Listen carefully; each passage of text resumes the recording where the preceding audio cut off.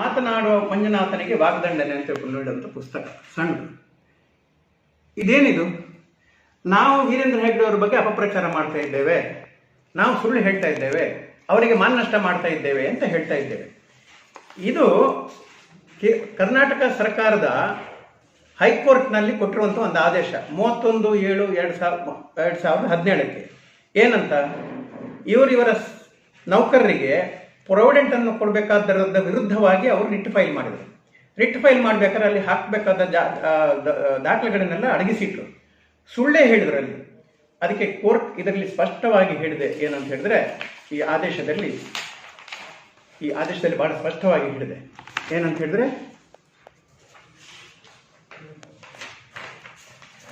ನೋಡಿ, ಅರ್ಜಿದಾರರು ದಿನಾಂಕ ಪ್ರಕಟಣೆ ಹಾಜರುಪಡಿಸಿಲ್ಲ. ಈ ರೀತಿಯಲ್ಲಿ ಅರ್ಜಿದಾರರು ಪ್ರತ್ಯಕ್ಷ ದಾಖಲೆಗಳನ್ನು ಈ ನ್ಯಾಯಾಲಯದ ಅವಗಾಹನೆಯಿಂದ ತಡೆಯುತ್ತಿದ್ದಾರೆ. ಅರ್ಜಿದಾರರು ತಾವು ಒಂದು ದೇವಾಲಯದ ಧರ್ಮಾಧಿಕಾರಿ ಎಂದು ಹೇಳಿಕೊಂಡಿದ್ದರೂ ನ್ಯಾಯದೇವತೆಯ ಮಂದಿರವಾಗ ಈ ನ್ಯಾಯಾಲಯಕ್ಕೆ ಶುದ್ಧ ಹಸ್ತದಿಂದ ಬಂದಿರುವುದಿಲ್ಲ. ಆದ್ದರಿಂದ ಅರ್ಜಿದಾರರು ತಮ್ಮ ದಾವೆಯನ್ನು ದುರ್ಬಲಗೊಳಿಸಬಹುದಾದಂತಹ ದಾಖಲೆಗಳನ್ನು ತಡೆ ಹಿಡಿಯುವ ಮೂಲಕ ಈ ನ್ಯಾಯಾಲಯವನ್ನು ಮೋಸಗೊಳಿಸಲು ತಮ್ಮಿಂದಾದಷ್ಟು ಯತ್ನಿಸುತ್ತಿದ್ದಾರೆಂಬುದು ಈ ನ್ಯಾಯಾಲಯ ಅಭಿಪ್ರಾಯಪಡುತ್ತದೆ. ಅರ್ಜಿದಾರರು ಶುದ್ಧ ಹಸ್ತದಿಂದ ನ್ಯಾಯಾಲಯಕ್ಕೆ ಬಂದಿಲ್ಲವಾದ್ದರಿಂದ ಈ ಆಧಾರದಲ್ಲಿ ಅರ್ಜಿಯನ್ನು ವಜಾಗೊಳಿಸ್ತೇವೆ ಅಂತ ಹೇಳಿದ್ದಾರೆ. ಇದರ ಅರ್ಥ ಏನು? ನ್ಯಾಯಾಲಯವೇ ಹೇಳ್ತಾ ಇದೆ ವೀರೇಂದ್ರ ಹೆಗ್ಗಡೆ ಅವರು ಕೋರ್ಟಿಗೆ ವಂಚನೆ ಮಾಡಿದ್ರಂತ. ನಾವಿಷ್ಟೆಲ್ಲ ಸಾಹಿತ್ಯದ ಮುಖಾಂತರ ಹೇಳ್ತಿರುವಂಥದ್ದು ಅದೇನೆ, ಸತ್ಯವನ್ನು ಹೇಳ್ತಾ ಇದ್ದೇವೆ.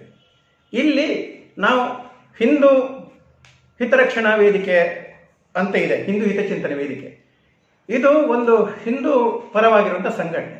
ಇವರು ಬಹಳ ಸ್ಪಷ್ಟವಾಗಿ ಈ ಒಂದು ಸತ್ಯ ಅಸತ್ಯ ಎನ್ನುವಂಥ ಪುಸ್ತಕದಲ್ಲಿ ಎಲ್ಲ ದಾಖಲೆಗಳನ್ನು ಕೂಡ ಹಾಕಿಕೊಂಡು ದೇವಸ್ಥಾನದ ಬಗ್ಗೆ ಹೇಳ್ತಾ ಇದ್ದಾರೆ. ದೇವಸ್ಥಾನದ ಜಾಗೆ ಇದು ನೋಡಿ, ಇಲ್ಲಿ ಜಾಯಿಂಟ್ ಫ್ಯಾಮಿಲಿ ಆಫ್ ನೆಲ್ಯಾಡಿ ಬೀಡು of Dharmasthala in the Heggade is the head of the family ಅಂತ ಹೇಳ್ಕೊಂಡು ಹೇಳಿದ್ದಾರೆ. ಇದು ಸತ್ಯಕ್ಕೆ ಇದು ಶ್ರೀ ಕ್ಷೇತ್ರ ಧರ್ಮಸ್ಥಳದ ಆಸ್ತಿ. ಆದರೆ 74ನೇ ಇಸ್ವಿಯಲ್ಲಿ ಇವರು ಹೆಗ್ಗಡೆ ಅವರು ತನ್ನ ಕುಟುಂಬದ ಆಸ್ತಿ ಅಂತ ಡಿಕ್ಲರೇಷನ್ ಕೊಟ್ಟು ಅವರ ಕುಟುಂಬಕ್ಕೆ ಮಾಡಿಕೊಂಡಿದ್ದಾರೆ. ನಮ್ಮ ಹಕ್ಕೊತ್ತಾಯ ಯಾವುದು? ವೀರೇಂದ್ರ ಹೆಗ್ಗಡೆ ಅವರೇ, ಅದು ನಿಮ್ಮ ಭೂಮಿ ಅಲ್ಲ, ದೇವಸ್ಥಾನದ ಭೂಮಿ, ಅದನ್ನು ಅವರಿಗೆ ದೇವಸ್ಥಾನದ ಹೆಸರಿಗೆ ಮಾಡಿ ಅಂತ. ಆಶ್ಚರ್ಯ ಅಂತ ಹೇಳಿದ್ರೆ 1 ಎಕರೆ 72 ಸೆಂಟ್ಸ್ ಸ್ಥಳ, ದೇವಸ್ಥಾನದ ಅಡಿಸ್ಥಳವೂ ಕೂಡ ಇವತ್ತು ವೀರೇಂದ್ರ ಹೆಗ್ಗಡೆ ಅವರ ಹೆಸರಿನಲ್ಲಿದೆ. ಮಂಜುನಾಥ ಸ್ವಾಮಿಯನ್ನು 11ನೇ ಕಾಲಂನಲ್ಲಿ ಇಟ್ಟಿದ್ದಾರೆ ಕೊಂಡೋಗಿ, ಇದೇ ವೀರೇಂದ್ರ ಹೆಗ್ಗಡೆ ಅವರು. ಈ ಭೂಮಿಯನ್ನು ವೀರೇಂದ್ರ ಹೆಗ್ಗಡೆ ಅವರ ಕುಟುಂಬದ ಹೆಸರಿಗೆ ಮಾಡಿಕೊಂಡು, ವೀರೇಂದ್ರ ಹೆಗ್ಗಡೆ ಅವರ ಕುಟುಂಬಕ್ಕೆ ಮಾಡಿಕೊಂಡು, ಇಷ್ಟೆಲ್ಲ ಇರುವಂತಹ ಈ ದೇವಸ್ಥಾನದಲ್ಲಿ ಒಂದು ಭಗವದ್ ಇಲ್ಲದಿರುವುದು ಸರಿಯಾ? ಈ ಎಲ್ಲ ಪ್ರಶ್ನೆಗಳನ್ನು ಸತ್ಯ ಅಸತ್ಯ ಪುಸ್ತಕದಲ್ಲಿ ಹಿಂದೂ ಜಾಗರಣ ವೇದಿಕೆಯವರು ಎತ್ತಿದ್ದಾರೆ. ಇನ್ನು ಬಹಳ ಮುಖ್ಯವಾದ ಇನ್ನೊಂದು ವಿಷಯ, ಈ ಅನಾವರಣ ಅಂತ ಹೇಳ್ಕೊಂಡು ಒಂದು ಮುದ್ರಣ ಮಾಡಿದ್ದೇವೆ. ಅದರಲ್ಲಿ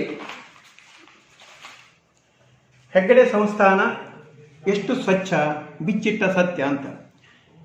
ಇದರಲ್ಲಿ ನಾವು ಎಲ್ಲ ಒಂದೊಂದೇ ವಿಷಯವನ್ನು, ಅವರ ಬಗ್ಗೆ ಇರುವಂಥದ್ದು ಒಂದೊಂದೇ ವಿಷಯವನ್ನು ಆಧಾರ ಸಮೇತ ಹೇಳ್ತಾ ಇದ್ದೇವೆ. ಕುಟುಂಬದ ಭೂ ಸುಧಾರಣೆ ಕಾಯ್ದೆಯಲ್ಲಿ ಮಾಡಿದ್ದು, ಇವರ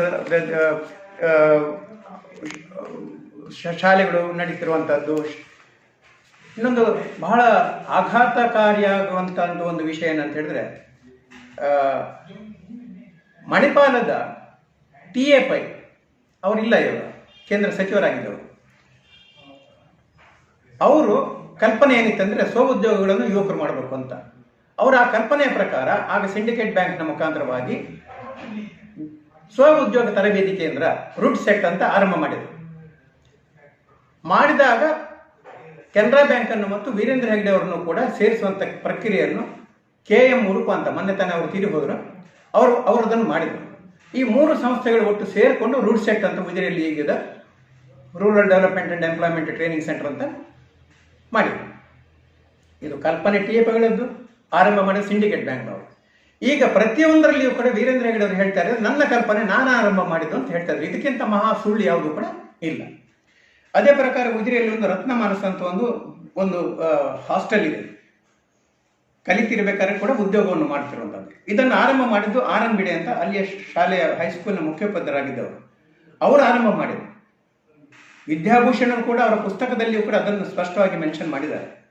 ಮತ್ತು ಎಲ್ರಿಗೂ ಕೂಡ ಗೊತ್ತು, ವೀರೇಂದ್ರ ಹೆಗ್ಗಡೆ ಅವರು ಹೇಳ್ತಾರೆ ಅದು ನಾನು ಕಲ್ಪನೆ ಮಾಡಿದ್ದು, ನಾನು ಆರಂಭ ಮಾಡಿದಂತ. ಅಂದರೆ ಇಂತಹ ಸುಳ್ಳುಗಳನ್ನೇ ಪದೇ ಪದೇ ಪದೇ ಪದೇ ಹೇಳಿ ಅವರಿಗೆ ಅದನ್ನು ಹೆಮ್ಮೆಯನ್ನು, ಕಿರೀಟಕ್ಕೆ ಒಂದು ಗರಿಯನ್ನು ತರಿಸ್ಕೊಡುವಂಥ ಕೆಲಸವನ್ನು ಕೂಡ ಹೆಗ್ಗಡೆ ಅವರು ಮಾಡ್ತಾರೆ. ನಾವು ಹೇಳುವಂಥದ್ದು ಸರ್ಕಾರಕ್ಕೆ, ನೋಡಿ ನೀವು ಈ ಪ್ರಕಾರದಲ್ಲಿ ನೀವು ಮಾಡಿದ ಕೆಲಸವನ್ನು ಹೆಗ್ಗಡೆ ಅವರು ಮಾಡಿದಂತ ಹೇಳಿಕ್ಕೆ ಯಾಕೆ ಬಿಡ್ತೀರಿ? RSETI rural self employment training institute ಅಂತೇಳಿ 580 ಸಂಸ್ಥೆಗಳು ದೇಶದಲ್ಲಿದೆ. ಇದು 100ಕ್ಕೆ 100 ಕೇಂದ್ರ ಸರ್ಕಾರದ ಗ್ರಾಮೀಣಾಭಿವೃದ್ಧಿ ಇಲಾಖೆಯಿಂದ ಕೇಂದ್ರ ಸರ್ಕಾರ ಕೊಡ್ತದೆ, ತರಬೇತಿಗಳಿಗೆ ಕೇಂದ್ರ ಸರ್ಕಾರ ಕೊಡ್ತದೆ.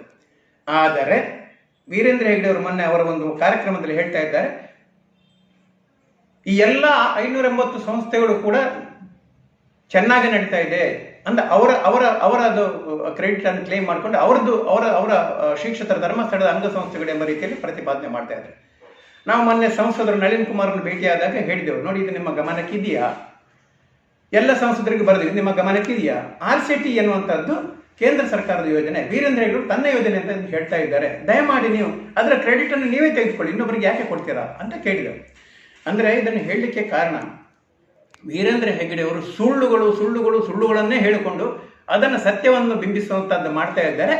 ದುರದೃಷ್ಟವಶಾತ್ ಹೇಗೆ ಧರ್ಮವನ್ನೇ ವೀರೇಂದ್ರ ಹೆಗ್ಗಡೆ ಅವರು ಉದ್ಯಮ ಮಾಡಿ ಅವರು ಧರ್ಮೋದ್ಯಮಿಯಾಗಿದ್ದಾರೋ, ಹಾಗೆ ಮಾಧ್ಯಮವೂ ಕೂಡ ಇವತ್ತು ಉದ್ಯಮ ಆಗಿರುವುದರಿಂದ ಈ ಧರ್ಮೋದ್ಯಮಿ ಮತ್ತು ಈ ಮಾಧ್ಯಮದ ಉದ್ಯಮಗಳು ಸೇರಿಕೊಂಡು ಸುಳ್ಳನ್ನೇ ಸತ್ಯವಾಗಿ ಪ್ರತಿಬಿಂಬಿಸಿದ್ದಾರೆ. ನಾವು ಹೇಳ್ತಿರುವಂತಹ ಸತ್ಯಗಳನ್ನು ಯಾವುದುಂಟೋ ಈ ಮೇನ್ ಸ್ಟ್ರೀಮ್ ಮೀಡಿಯಾಗಳು ಯಾವುದುಂಟೋ ಅದನ್ನು ಪ್ರಚಾರ ಮಾಡುವುದಿಲ್ಲ. ಎಂಥ ಮಹಾ ಸುಳ್ಳು ಎನ್ನುವುದಕ್ಕೆ ಇನ್ನೊಂದು ಇದು ಹೇಳ್ತಾ ಇದ್ದೇವೆ. ಇದು ಕುಡುಮ ಧರ್ಮಸ್ಥಳ, ಇದರ ಹಿಸ್ಟ್ರಿ, ನಿಜವಾದ ಹಿಸ್ಟ್ರಿ ಏನು ಧರ್ಮಸ್ಥಳದ್ದು? ಡಾಕ್ಟರ್ ಗುರುರಾಜ್ ಭಟ್ರಂತಹ ಗುರುರಾಜ್ ಭಟ್ರಂತಹ ದೊಡ್ಡ ಇತಿಹಾಸಕಾರರು ಯಾರೂ ಇಲ್ಲ. ಅವರು ಬರೆದ ಪುಸ್ತಕದಲ್ಲಿ ಸ್ಪಷ್ಟವಾಗಿ ಹೇಳಿದ್ದಾರೆ. ಏನಂತ ಹೇಳಿದ್ರೆ ಇದರೆಲ್ಲ ವಿವರ ಇದೆ. ಶ್ರೀ ಕ್ಷೇತ್ರ ಧರ್ಮಸ್ಥಳ ಈ ಹೆಗ್ಗಡೆ ಕುಟುಂಬಕ್ಕೆ ಬಂದದ್ದು ಹೇಗೆ ಅಂತ 1997-98 ಆಸುಪಾಸಿನಲ್ಲಿ ಬ್ರಿಟಿಷರ ವಿರುದ್ಧವಾಗಿ ವೀರೇಂದ್ರ ಹೆಗ್ಗಡೆಯವರ ಆಗಿನ ಕುಮಾರಯ್ಯ ಹೆಗ್ಗಡೆ ಎನ್ನುವರು ಟಿಪ್ಪುಗೆ ವಿರುದ್ಧವಾಗಿ ಬ್ರಿಟಿಷರಿಗೆ ಸಹಕಾರ ಕೊಟ್ಟರು.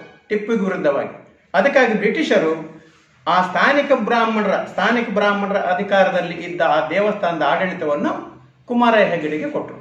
ಅಂದರೆ ಸುಮಾರು 200-220 ವರ್ಷಗಳ ಹಿಂದೆ ಸ್ಥಾನಿಕ ಬ್ರಾಹ್ಮಣರ ಕೈಯಲ್ಲಿದ್ದ ದೇವಸ್ಥಾನ ವೀರೇಂದ್ರ ಹೆಗ್ಗಡೆಯವರ ಹಿಂದಿನ ತಲೆಮಾರಿಗೆ ಬಂತು. ಇವರು ಏನು ಅವರ ಪುಸ್ತಕದಲ್ಲಿ ಹೇಳ್ತಾರೆ, 800 ವರ್ಷದ ಇತಿಹಾಸ ಇದೆ ಅನ್ನುವಂಥದ್ದು ಶುದ್ಧ ಸುಳ್ಳು. 800 ವರ್ಷದ ಇತಿಹಾಸ ಅವರಿಗಿಲ್ಲ. ಅವರ ಜೈನ ಕುಟುಂಬಕ್ಕಲ್ಲಿರುವಂಥದ್ದಕ್ಕೆ ಇರ್ಬೋದು, ದೇವಸ್ಥಾನದ ಆಡಳಿತಗಾರರಿಗೆ ಇವರಿಗೆ ಇರುವಂಥದ್ದಲ್ಲ. ಈ ಥರದಲ್ಲಿ ಸುಳ್ಳುಗಳನ್ನೇ ಹೇಳ್ಕೊಂಡವರು ಹೋಗ್ತಿರುವಂಥದ್ದನ್ನು ಮಾಡ್ತಾ. ಆದರೆ ಆ ನೇತ್ರಾವತಿ ಹತ್ರ ಇರುವಂತಹ ಈ ಪ್ರಕೃತಿ ಚಿಕಿತ್ಸಾಲಯ ಯಾವುದುಂಟೋ ಅದು ನಿಜವಾಗಿ ಕೂಡ ಭಕ್ತರಿಗೆ ಹೂದೋಟ ಮತ್ತು ಮೃಗಾಲಯಕ್ಕೆ ಅಂತ ಕೊಟ್ಟ ಸ್ಥಳ. ಇವರು ಈಗ ಅಲ್ಲಿ ಲಾಭದಾಯಕ ಪ್ರಕೃತಿ ಚಿಕಿತ್ಸಾಲಯ ಮಾಡಿ ಹಣ ಮಾಡ್ತಾ ಇದ್ದಾರೆ. ಸೊ ಆದ್ದರಿಂದ ನಮ್ಮ ಪ್ರಶ್ನೆ ಇರುವಂಥದ್ದು, ಈ ಪ್ರಕಾರದಲ್ಲಿ ನಾವೊಂದು ಬೃಹತ್ ಹಕ್ಕೊತ್ತಾಯ ಸಭೆಯನ್ನು ಡಿಸೆಂಬರ್ನಲ್ಲಿ ಮಾಡಿದ್ದೆವು, ನಮ್ಮ ಇಲ್ಲೇನೆ ಮಾಡಿದೆವು. ಈ ಹಕ್ಕೊತ್ತಾಯ ಸಭೆ ಮಾಡಿದರೆ ಹಿಂದಿನ ಉದ್ದೇಶ ಏನಂತ ಹೇಳಿದ್ರೆ, ಈ ಹಕ್ಕೊತ್ತಾಯ ಸಭೆ ಮಾಡುವ ಮೊದಲು 30ನೇ ತಾರೀಕು ಸೆಪ್ಟೆಂಬರ್ನಲ್ಲಿ ಇದರಲ್ಲಿ ನಾವು ಏನೆಲ್ಲ ಬೇಡಿಕೆಗಳನ್ನು ಇಡ್ತಾ ಇದ್ದೇವೆ, ಈ ಎಲ್ಲ ವಿವರಗಳು ಇದರಲ್ಲಿ ಇದೆ. ಇದೆಲ್ಲದಕ್ಕೂ ಕೂಡ ಆಧಾರಗಳಿದೆ. ಆಧಾರ ಇಲ್ಲದ್ದು ಯಾವುದು ಕೂಡ ಇಲ್ಲ. ಆಗ ನಾವು ಇಟ್ಟಿರುವಂಥ ಹಕ್ಕೊತ್ತಾಯಗಳು ಯಾವುದುಂಟೋ ಈಗಲೂ ಕೂಡ ನಾವು ಹೇಳ್ತಿರುವಂಥದ್ದು, ಈ ಹಕ್ಕೊತ್ತಾಯಗಳೆಲ್ಲವೂ ಕೂಡ ದಾಖಲೆ ಸಹಿತ ಇರುವಂಥದ್ದು. ಆದ್ದರಿಂದ ನೀವು ಸರ್ಕಾರ ಇದರ ಬಗ್ಗೆ ಸೂಕ್ತ ತನಿಖೆ ತೆಗೆದುಕೊಂಡು ಅವರು ಮಾಡುವಂಥ ಅವ್ಯವಹಾರಗಳೆಲ್ಲವನ್ನು ಕೂಡ ಬಯಲಿಗೆ ಎಳೆದುಕೊಂಡು ನ್ಯಾಯವನ್ನು ಒದಗಿಸಬೇಕು ಎನ್ನುವಂಥದ್ದು. ಈ ಧರ್ಮ ಸೂಕ್ಷ್ಮ 2, ಧರ್ಮ ಸೂಕ್ಷ್ಮ 3, ಅನಾವರಣ 19 ನಾವು ಪ್ರಕಟಣೆಗಳನ್ನು ಮಾಡಿದ್ದೇವೆ. ಈ ಎಲ್ಲ ಪ್ರಕಟಣೆಗಳಲ್ಲಿಯೂ ಕೂಡ ಸಂಪೂರ್ಣವಾಗಿ ವಿವರಗಳನ್ನು ಹಾಕಿದ್ದೇವೆ. ಎಲ್ಲವೂ ಕೂಡ ಸರ್ಕಾರಿ ದಾಖಲೆಗಳೇ ಇರುವಂತಹದ್ದು. ಇದರಲ್ಲಿ ಒಂದೇ ಒಂದು ನಾವು ಕ್ರಿಯೇಟ್ ಮಾಡುವಂಥದ್ದಿಲ್ಲ, ಎಲ್ಲ ಸರ್ಕಾರಿ ದಾಖಲೆಗಳು. ನಾವು ವೀರೇಂದ್ರ ಹೆಗ್ಗಡೆ ಅವರಿಗೆ ಬಹಿರಂಗವಾಗಿ ಪ್ರಶ್ನೆಯನ್ನು ಹಾಕಿದ್ದೇವೆ, ನೀವು ಬಂದು ಚರ್ಚೆ ಮಾಡಿ. ಈಗ ಉದಾಹರಣೆಗೆ ನಿಮ್ಮಂಥ ಪಬ್ಲಿಕ್ ಮೀಡಿಯಾ, ಭಾಳ ಸಂತೋಷ ಏನಂದರೆ ಇವತ್ತಿನ ಕಾಲದಲ್ಲಿ ಎಲ್ಲ ಮೀಡಿಯಾವನ್ನು ಕೂಡ ಅವರು ಗಪ್ಚುಪ್ ಮಾಡಿಬಿಟ್ಟಿದ್ದಾರೆ. ವೀರೇಂದ್ರ ಹೆಗ್ಗಡೆ ಅವರು ಮೀಡಿಯಾ ಮ್ಯಾನೇಜ್ಮೆಂಟ್ ಮಾಡಿದ್ದಾರೆ. ಆದರೆ ನಿಮ್ಮಂಥ ಒಂದು ಕೆಲವರಾದರೂ ಕೂಡ ಕೆಲವರೆಲ್ಲ ಒಬ್ಬರೇ ಈಗ ಕಾಣ್ತಿರುವಂಥದ್ದು. ಎದುರು ಬಂದು ಇದನ್ನು ಸತ್ಯವನ್ನು ಎದುರುಗಿಡ್ಲಿಕ್ಕೆ ಮನಸ್ಸು ಮಾಡ್ತಾ ಇದ್ರಲ್ಲ, ಅದು ನಮಗೆ ಸಂತೋಷದ ವಿಷಯ. ಸೊ ಅದರಿಂದ ಹೆಗಡೆ ಅವರೇ, ನೀವು ಪಬ್ಲಿಕ್ ಮೀಡಿಯಾದ ಎದುರಿಗೆ ಬನ್ನಿ, ನಾವು ಬಹಿರಂಗವಾಗಿ ಚರ್ಚೆ ಮಾಡೋಣ. ನೀವು 100ಕ್ಕೆ 100 ಸರಿ ಇದ್ದರೆ ನಿಮ್ಗೆ ಯಾಕೆ ಹೆದರಿಕೆ? ಪಾನಿ ಕಾ ಪಾನಿ ದೂದ್ ಕಾ ದೂದ್ ಆಗೋಗ್ಲಿ.